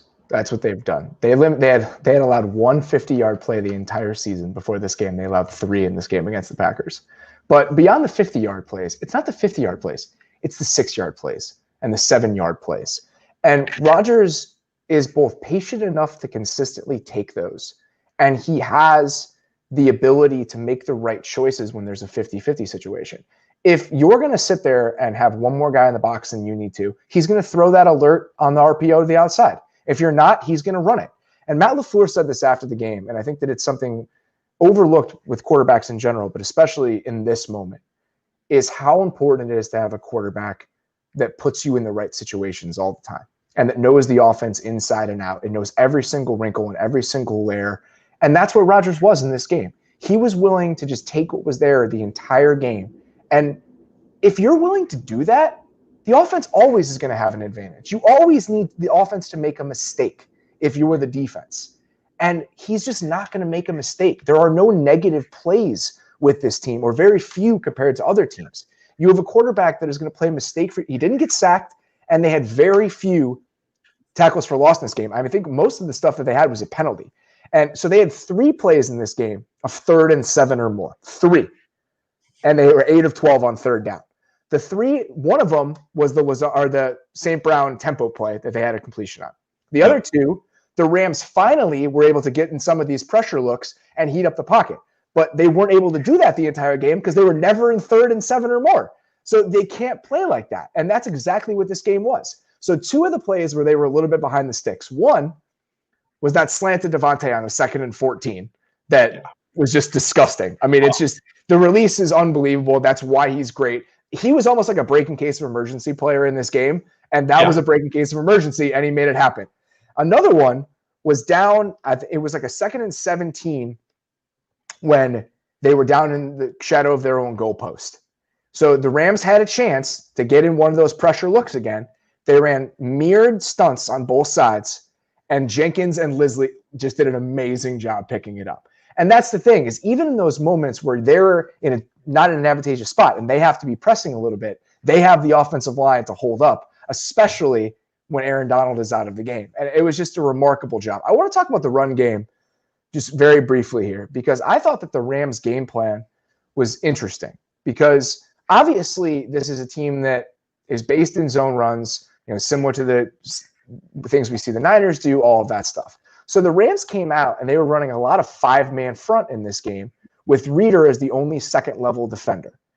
And the Packers responded by just running downhill at them over and over and over again. If you look at that first play of the second half where Jones had that 60-yard run, what happens is they have Reeder as the only 2nd-level defender, and they actually motioned him out, like we talked about, with Adams in the slot. So there was no one there. And at the snap, Johnson has to come down from his safety spot and fit the run, and Lindsley just got up on him, and there was no one there. So they were spread out 5 across in order to limit them being able to hit the edge. So the Packers just said, screw it. We're just going to run downhill at you the entire second half. And that's what they did. And then in the moments where they'd run a 4-man front and have that head up tackle that they always have as the end guy in the line of scrimmage, the Packers were just running this little counter play right to the outside where they would wash it down. So every single thing they wanted to do, the Packers had an answer for it the entire game. And then the final extension of all of this, when we're hitting you with all these downhill runs over and over and over again, and now you're saying, God damn it, they're going to hit another one of these on us. I think Jamal Williams had an 11-yard run in the second half. That's where, like we talked about last week, you start creeping down. Yeah. And on the Lazard touchdown, Johnson is all the way down in the box, and Fuller is 2 yards further up than he should have been because it's a play-action throw. LaFleur said after the game, we were essentially just running the same running play over and over again, and that's the play-action shot off of it. They had tried to run earlier in the game, but they wanted it against quarters, and they had gotten a one single high look. But the touchdown to Lazard, it's quarters, Fuller steps down, Hill's got his eyes in the backfield, easy. And that's it. When you're willing to take those 6-yard gains over and over again, and you're willing to commit to the running game, you start gashing them, it's human nature. Eventually, we thought this. Whoever blinked first was going to be in trouble. And the Rams ended up blinking first because the Packers were moving the ball consistently enough with this death by 1,000 paper cut sort of offense. They got impatient, and Rodgers ends up hitting him over the top. He missed a couple earlier in the game in the second half. Similar reasons. They're double move to MVS. They're just starting to sit on stuff because they're tired of watching guys catch balls 6 yards in front of them. That's exactly what happened. And it was just such an incredible cat and mouse game back and forth. I think no differently of Brandon Staley or Jalen Ramsey or anything on that defense. I just thought this was the perfect game plan and the perfect execution from a Packers offense that was better set up than anyone else to attack this defense in the few weak points that it has. Yeah, it's the cliche, the run set up the pass. But like you said, that's such a great process of what the coaches think. It's like they have these plays in their back pocket the whole game. And then they're like, okay, now, that's why they have the Microsoft Surface tablets. I'll get the sponsorship there. That's why they have the tablets, and they look at them. And I mean, seriously, they're like, okay, the last time we ran this, that safety was at 7 yards, guys. Okay, hey, we got shot dialed up. Hey, remember, everyone hey, you're running on that. Like, you coach it up on the sidelines, or a little communication. Sometimes you don't want to jinx it. You don't say shit, but you're talking to these guys. But when the runs aren't 0 yards, 2 yards, like they have been for the Rams, and like you said, they're 6, 7, 8. It's annoying. When all of a sudden it keeps 2nd and 2, that's annoying for a defense. And that's what happens. He said it's human nature that these guys, we talked way early in the season. It was a Titans-Vikings game. And we said, why isn't that guy cheating the box to try and help the run? Or why is he not like playing out to the flat right there? It's because probably the last time he had to run was because Derrick Henry probably kneed him in the face. And the guy didn't like that. So next time he's going to make sure that he's going to try and really fit up the run this time. That's why the play action works for them. Same thing. It's just human nature. And that's in a quarter's coverage that's the strain that gets put on the safeties. That's why those guys have to usually be very intelligent. They also have to be physical to fit up the run. It's because they have to play both. They have to be the plus force defender in the run game. They also have to play the pass and be, the quarter's defenders. When all of a sudden those runs become 6, 7, 8, 9 yards, and they're getting, like you said, Lindsley is freaking climbing up to him at 7 yards. Like, I mean, that you don't see that. You don't see the center climbing to a safety. And the fact that the Packers did that over and over, catching them, even when the Rams one time early were trying to bring maybe more of a pressure look on a rundown, even a zone run that the Packers ran it just blocked it to the hill. And Jones hit the cutback and it went for like a 12-yard gain. And, we got to see some duo. The Packers are willing to run duo. Like, they just run everything so well. I love offenses like this. They don't have, this is my concept. This is what we do. The Rodgers has his stuff, of course, but it's like, they're like, hey, that's a cool concept. Let's run that. Hey, that's a cool concept. Let's run that. And they make it theirs. And it's really fun to watch them week in, week out. And they're just clicking on all cylinders. The fact that they made this defense play on their heels in the entire game. And I get it, Aaron Donald wasn't playing that much, but it's like, still, they had some trouble tackling. I mean, Troy Hill had some bad moments where he doesn't typically, but I do think that they were in their heads. And by the end of the game, especially, I think they had so much confidence the whole game. It was you could feel it. Like, if you watch that first quarter, that first drive was like with a purpose. Every play had a purpose. And it was like, after a while, even when the Rams came down, they had a beautiful drive to end the half. It was maybe too little too late, because then Rodgers comes right back down and gets the field goal. Almost got picked twice. Don't don't forget that. The picks thing is like, but he's going for the fuck you touchdown in that moment when he really wants it, and I understand wanting to go for it there. Like those are times where it's almost worth throwing an interception. Because right before that he blacked out and he had the scramble play to Robert Tonyan. That was unbelievable, ridiculous. And yeah, it's just they played out of their minds, and they keep doing it. They've only had a couple bad games this year, and other than that, they just look phenomenal every week. And yeah, we get to see them again, and it's gonna be awesome. We haven't talked about offense yet, but yeah. We'll do it in a second. I remember talking when I talked to Staley in December. He said something. We were talking about the running game and how you defend the run when you're playing in those light boxes, and obviously having Aaron Donald to take up a gap and a half or two gaps helps. But they were able to defend the run even when Aaron Donald wasn't on the field this year because of the structures of some of the ways they did things.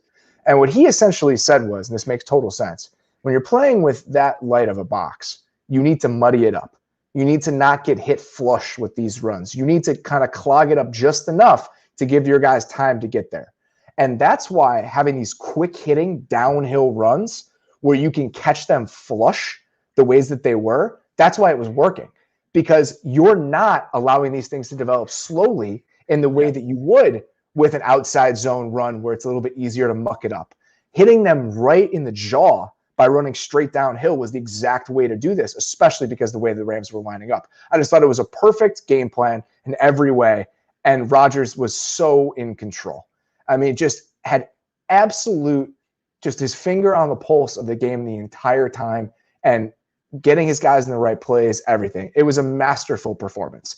On the other side of the ball, the Rams ran the ball pretty well, and I thought that they were going to be able to. That drive they had at the end of the half when Pettin was doing his Pettin stuff, and he's like, we're just going to line up, because they came out in those 5-man base looks. Yeah. And obviously in the 2-minute drill, if it's a little bit of a different consideration, but the Rams are like, oh, whatever. It doesn't matter if it's 2-minute drill. We're going to keep running the ball anyway, and they're just gashing them down the field. So the run game was as effective as we thought it might be. The difference in this game, though, is every time the Rams had to drop back, the Packers seemed to really heat up the pocket and make Goff uncomfortable. And they did such a good job of bringing well-timed pressures and also some nice games. They took advantage of Whitworth a few different times on inside moves, and I think they understood he probably wasn't 100%. That was the way to go after him. But that pass rush package they have with Darius Smith, Rashawn Gary, and Kenny Clark on the field all at the same time, the type of stuff they can do, that's why I had – and obviously they have Jair Alexander and Amos. They have two real key players in the secondary too to help that stuff. But I thought the talent they had up front in those sorts of third and long, third and medium plays, they were going to be able to do some stuff when we got into the playoffs, and that's exactly what you saw. I mean, the sacks were drive enders for the Rams, and that was the thing. The Rams had a ton of negative plays. The Packers had no negative plays, and that was the difference in the game. And the Rams had a decent plan, like not even just a run game, and they were getting into empty, which is, if Goff's not hitting his first read on that, it's hold on to your hat, as we saw. The Rams were in that 2-minute drill. They're going into empty and they're running high-low corner, like smash routes. So like just flat corner smash routes, which is like a day one install kind of thing. And, Goff's hitting them one after another. And then they would go empty early on the first quarter. They went on the quick, on tempo and everything, because Packers are trying to get, they have long play calls because they have pressure calls. And they do some subbing because they get some blitz packages in there. They run dime, so they finagle what they put in there. Rams caught them in base. They were in 12 personnel. What that does also is puts Preston Smith dropping into coverage as opposed to rushing the passer. So that helps them just a little bit to be in that 12 as opposed to 11 personnel when Preston Smith will kick on down against 11 when they're in sub. And so since the Packers were staying in too high, like in those the 2-eye coverage usually gets empty or something, the Mike will push to the passing strength. Like that's what he prefers. Even if it's 2x2, he'll go to the 2-receiver side. If it's 3x1, he'll go to the 3x1 side. If it's empty, he goes to the 3-receiver side. And the Rams took advantage of it twice in the same drive. I think it was a throw, another play, then another throw, all in tempo. They ran the little double move. I believe it was to Jefferson. I think it was. But anyways, it was Reynolds. And he ran kind of like a stick nod boom, right around the mic. And the play later, they hit Woods on a bender. And I was like, okay, they have something here. And then even before the 2-minute drive, or during the 2-minute drive, hit the corner route. They go tempo. And I don't know if this is their concept, what exactly this is. It might be the signal for it, but it was mirrored stick. So they run that, and they run mirrored stick. They hit the touchdown of Van Jefferson. And I was like, okay, the Rams got something. Like, they know what they want to get done. But Packers kept scoring. They were holding the ball for forever. They couldn't get, any like boom, boom plays where it's like score, 3 and out, score again. Those can really swing the game for obvious reasons. They just got the ball deflated on them. Like, they just couldn't get the drives going. It's hard to live an empty like that, especially at halftime when the Packers adjusted. They say, hey, after, I don't know if they did every snap, but they're like, we're getting heated up when they go empty and we get caught running too high, because they're just, when a defense is getting caught and they don't know what to call, they have a couple just basic checks. So if they're empty, they're like, okay, 2-2-2, whatever their word is for that. Sky, whatever they want to say. And on that, it's like, at halftime, they adjusted a little bit, or at least they got put in situations, and then they saw Goff having to double clutch the ball, and he's not creating any things with his legs. And it was kind of like game over after that. They just couldn't keep up. And then when the defense isn't kind of generating these short fields or getting the ball back quickly, it's too hard for how they want to operate. And, so they couldn't keep the run game going throughout the whole second half because they were just, bad game scripts, just like how the Browns have. Same thing the Browns happened. So the Rams have a lot of questions now. I mean, we'll have a lot of time to talk about that, but Staley just got hired as the Chargers head coach, which shocking, but not that shocking. Yeah. And I think that the job he did this year, and we said it on last week's show, I knew that as soon as he got in some of these rooms, he was probably going to get one of these jobs, just by the way he was going to present himself and just the way he would be in that interview. I felt confident about that, and that's exactly what happened. So now you're starting over there. I assume, if I were to guess, that Aubrey Pleasant should be hired to get that role. He should be, their secondary coach should be promoted to get that role. Jalen Ramsey was talking about that today. I think that when you watch the job he's done with these guys and with those guys on the back end consistently, that would make sense. But now this is another team that their chips are pretty much all in here. I mean, they're set to be $22 million over the cap for next year. We'll see what happens with Whitworth. Obviously, he'll be in his 15th year, 16th year if he's going to come back.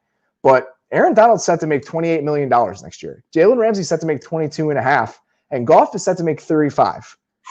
This roster, for the most part, is set, and they're losing starters and key starters. John Johnson III is a free agent. Troy Hill is a free agent. Austin Blythe, their center, is a free agent. They have a lot of holes. Darius Williams, who's had a fantastic season for this team, is a free agent. So they're really going to test this theory defensively, where we have these 2 stars. What are we going to put around them? It's hard for me to imagine this defense without Johnson because of how smart he is and the things he does. Ramsey came out today and said that he's the smartest, most well-rounded safety he's ever played with. So now you remove pieces like that. You remove the guy who was the architect of the defense, that was the number 1 defense in the NFL. What does it end up looking like? And I don't think anyone thought coming into this season that the Rams were going to be real Super Bowl contenders. And I think that Donald being hurt and some of the other breaks and the limits of their offense, you could argue if they were or not. But now the best thing they did this year was what they did on defense. And there are a ton of question marks about what that defense is going to look like, both coaching and personnel-wise next year. So they're in a really interesting spot. I mean, obviously, Goff is the guy, and he's going to be the guy. But this is one of those moments where you're looking at that contract, you're looking at the amount of resources that you have, and you kind of sit there and think, even when he can do some nice stuff, which he did on Saturday, where are you if he has that sort of deal in a down year for the cap and you have all these holes on the rest of the roster in part because of it? And I think that that's kind of a reality that they're going to have to face in the next year or so here. Yeah, they really set themselves down a path. Like you said, they have to test their own theory. And Bryce Rossler had a great tweet. He said, Goff seems to really spiral after taking a sack. He did some digging, found out he averages 4.1 yards per attempt on the next dropback after a sack, which is the second worst in the league among 40 qualifying quarterbacks. So if your veteran quarterback is spiraling that much, if he takes a sack, if they're going to put these situations, like, I don't know what it is with him. Like you said, he does enough nice things, and when he's on that pocket. And it's like, I don't know. It's just a bunch of disclaimers when I want to talk about how good he is. And I hate doing that and considering a guy pretty good, but he's not. If I have to do that, have to go like, well, if the podcast we got, well, he's not creating his own plays. Well, McVay's helping him with that. So we'll see what they're doing. That's the problem, right? It's the problem. It's just when and it's the argument against giving a guy that contract if you think in any way he has to be the product of his circumstances. Yeah. That's the problem. Guy has to be scheme proof of money too. It just has to. And he doesn't seem like he is. And I like Jared Goff. I think that Jared Goff has done some really good things. I think that Jared Goff is a much more talented quarterback than people seem to think. I think that at his best, he can make throws that very few guys could make. And I think we forget that every once in a while, especially with the way this offense looks now and how dink and dunk it is and how horizontal it is and just the ways that it's changed. The passing game is just way less explosive than it was when they gave him that contract. And it's just kind of, I don't know, it's changed the tenor of the conversation around him and the offense. I think that started to happen last year. And when you look at the financial realities of it, it's only going to get louder and louder. And that's where the Rams are going to be. I think that they've done a really good job of figuring out ways to be competitive and relevant, whether it's changes in the coaching staff, the ways they've deployed some of these players, especially their stars. But I do think that it's going to be a tall order to do something similar on defense next year. I don't think you're going to be able to quite catch lightning in a bottle like they did this season with Staley. And if you can't do that, and let's say you're a top 12 defense because you can't fill some of these holes and regression comes, schematically you don't have as many advantages, what are you? And I don't know what the answer to that is for the Rams right now. And I don't either. That's why I like Sean McVay. He took a chance on Staley and and he bet right. And, it seems that he has a great, I know he's not making all the GM decisions, but he has a great way of kind of seeing where he's at. And I think he has a great way of self-reflecting and self-awareness to him. And I think I trust what he decides to do. I've never met Sean McVay. I just have seen the decisions he has made over the last couple of years. But it is interesting. I was really high on this team this entire season. I've never been shy about that. I have seen this team just be well coached on both sides of the ball and just doing. I love guys that just look at the game and just go, "Hey, this is where it's going." And both of these guys, I think, do that. But it's just going to be so curious. This next step is going to be whether it's Aubrey Pleasant's defense coordinator or whatever. And that also brings up the iteration or the statement again. If you're going to give a guy that kind of franchise money, like not just at quarterback, but any position, even if you're signing a guy in free agency, we've seen guys get signed for big money and they go to a different scheme and they're just like, okay, okay starter as opposed to a star. If you're giving them that money, they have to be scheme proof. Coaches change all the time, as we're just seeing with Staley. Schemes change all the time. Mid-year sometimes, but year after year it changes. Every 2 years it changes. If you want to give a guy star money, scheme proof. That when you're scouting a guy in the draft and you're taking a guy top 15, top 20, scheme proof, because coaches are 1 year or 2 year guys. Like they just move out. They're mercenaries. You're not going to get a system where it's like I had at Wisconsin, where it's the same assistant coaches for over a decade running the exact same. They run the exact same verbiage that I did over a decade ago. It's not going to be like that. It's not that like in the NFL. It changes year in, year out. And I just think that it's a great way to look at team building because Jalen Ramsey and Aaron Donald, yes, scheme proof. Jared Goff, not so much. But that's what happens. You make your quarterback happy, but that's what they buried himself with. A lot of questions, but one thing we do know is the field and what it looks like for next weekend. And I think it's the right four teams. I think it's the right four teams. I think that it always seemed like we were cruising toward Buffalo and Kansas City in the AFC. Yeah. But like almost an inevitability and obviously some scary moments there for Kansas City, but it ended up getting that way. And I do think that if you looked at the way that the Bucs offense was playing over the second half of the season and the way that the Packers are playing, that did seem like we were heading toward that matchup in the NFC Championship game as well. So, and that's where we are. We have Tom Brady against Aaron Rodgers, and we have two of the most exciting young quarterbacks in the NFL on the other side of this. One more thing before we go, because I forgot to mention this when we were talking about the game.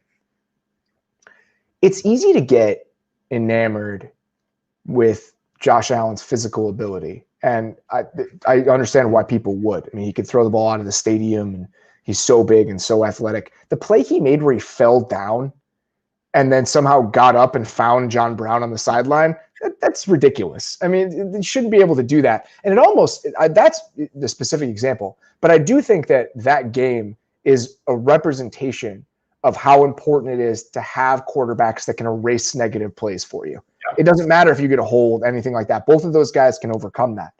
But I think the other thing about Allen, and it honestly reminds me a little bit of Mahomes, and is how in control and calm he seems to be and how much they trust him.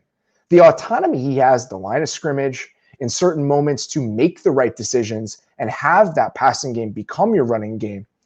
How into control he was and just how completely in sync he was during the 2-minute drill in that game was really impressive to me. And I just think that that is the step of his game I did not expect. The mental side to come along the way that it has, where he's getting them in the right plays, where he's calling the right protections, where he's able to kind of make these choices and be patient. The one he had to Singletary, we talked about that little 3-by-1 bunch thing where they cleared out and he threw it to him a little short of the sticks for the first down near the goal line in the first half. He checked that down. He looked that off to come back to Singletary. And the patience he has in so many of these areas of the game, that is where I think that he's developed in a way that's as or more impressive to me than the accuracy and all that other stuff. And I absolutely think they're connected. I don't think. I mean, it's the reason that he's more accurate, and I think, is because he's playing so much slower between his ears, and you just see it consistently. And I just think that those two guys who have this unlimited physical talent, pairing it with this control and confidence and comfort within the offense, that's what you see in both Buffalo and Kansas City right now. I'm not saying that Josh Allen's as good as Patrick Mahomes, but I am saying that the subtler parts of the position that you wouldn't normally ascribe to Josh Allen, and certainly didn't ascribe to him coming into this season, are the quiet areas where he's improved and made this team even more dangerous than the talent would seem to indicate. So that matchup is, we're going to get into a lot of it. It's an amazing game. Amazing. I cannot wait. It's Josh Allen too. They run, we say Dable, and he changes week to week. I mean, they have their core stuff, but he is really willing to adapt his game plan stuff every week. And you need a quarterback that can handle that verbiage and handle, at least to make the play look competent. You know, sometimes guys are athletic enough or talented enough that they could just go, okay, I know what the number one read is. You know, when I was actually, this was my detriment for Drew Lock, was that he only knew what one route was on the play call. Blah, blah, blah, blah, blah, X dagger. Okay, I know I have X dagger on this play. I'm going to stare at that the whole freaking way. Trust me, I've been there. Like, I know when you get a new play, sometimes you're like, oh my God, what was this one again? But Allen can handle all this. He doesn't, like you said, it's calm. Like his head, it doesn't look like he is truly frantic when he's looking left and right. He's blacking out every once in a while under pressure, but and fumbling in moments where it's like, oh my God, what is happening right now? But those are that happened again. I know this story. Like, I've seen this story. This is version one. This is version one, Josh Allen. But like, speaking of versions, like last year against the Dolphins, he checked into a play and he said Dalmatian. And it was a true audible. There's no real true audibles like in play calling or in how an operation happens. It's a killed play or a packaged play or a can. You'll hear Shanahan guys say. So there's not like a true, hey, we are not running this play. We're totally changing everything. That's what an audible is. And last year against the Dolphins, he audibled the play, and I could tell because the line was going. Looked at him like, all right, where are you telling us to go? And he was like, oh, and he told him what protection to Randy, like told Feliciano and Morse. He's like, hey, you do this. But I remember seeing that last year, and I was like, okay, there's more in between the ears to this guy than maybe I gave him credit for. Like, he at least can operate, and like, he looks at the play clock. They don't get delayed games too much. So there is something to him. And like you said, I do think the accuracy stuff comes. The biggest jumps I've ever seen in accuracy doesn't come from a new throwing motion. I think, guys, you can't change your throwing motion once you hit a certain age. You can tighten it a little bit. It usually comes with footwork and your guy becoming smarter and more aware and more comfortable in what they're running. And then the game truly slows down, because then it's, if you can anticipate things, then you're more accurate because you give yourself more room to create these throws. Exactly. And that's what's happening. And we just see this guy doing it to the nth degree. Usually it's just small little jumps, not what we're seeing with Josh Allen. He's just ultimate outlier, but it just speaks to him. This game is slowing down for him. It's really cool to see. It's awesome matchups. I cannot wait for next week. Well, we're going to have a lot of time to talk about those in the meantime. So thank you guys so much for stopping by and for doing this. This was strange and very different than what we typically do, but I enjoyed it. We will be back later this week on Wednesday. I actually don't know who's going to be on the Wednesday podcast this week. That's something that I'm going to have to figure out here in the next couple of days. Been very distracted by the playoff games, but you and I will be back on Thursday previewing the conference championship games. We'll also have Lindsay on that show. In the meantime, please, if you guys would, rate and review the podcast on your podcast platform of choice.